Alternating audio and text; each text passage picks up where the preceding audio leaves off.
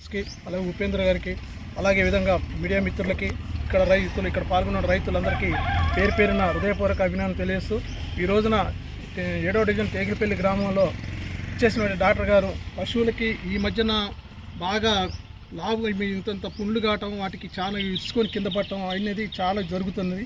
ఆ వైద్యం అనేది అట్లా అనేది ఇంతవరకు ఇంకా జరుగుతూనే ఉంది, కానీ ఇంతవరకు తగ్గట్లేదు. దాదాపు 2 years అవుతుంది. అది ఆ 2 years నుంచి కూడా మా పశువులకి అట్నే దద్దుల్లాగా వస్తున్నాయి.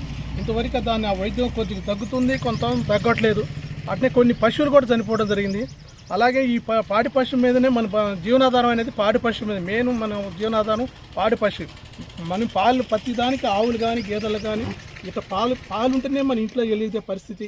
పిల్లలకు కానీ పెద్దలకు కానీ ఇది పాడి పంటగా చాలా అవసరంగా ఉంది. కాబట్టి దీన్ని ఎట్టి పరిస్థితులలో గవర్నమెంట్ ఇంకా డాక్టర్లని పెంచి డాక్టర్లు పెంచేసి మనం ఇక్కడ ఎక్కువ గొర్రెలు కానీ గేదెలు కానీ ఆవులు కానీ చాలా పశువులు ఉన్నాయి. ఇక్కడ చాలా వైద్యం చాలా అవసరం.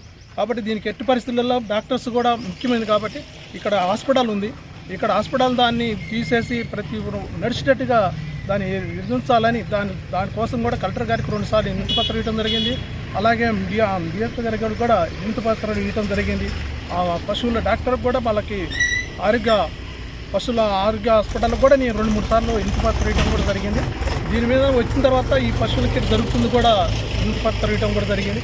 దాన్ని ఇప్పుడు డాక్టర్ గారు చెప్పారు వివరంగా, దానివల్ల ఇట్లా జరుగుతుందని చెప్పారు. అది తగ్గిద్దంట, కొంత టైం పట్టిద్దని అన్నారు. ఈ ఎట్టి పరిస్థితులలో కొన్ని డాక్టర్స్ పెంచేటట్టుగా చూస్తామని ఈ అవకాశం ఇచ్చిన మీరందరూ ధన్యవాదాలు. Thank you doctor.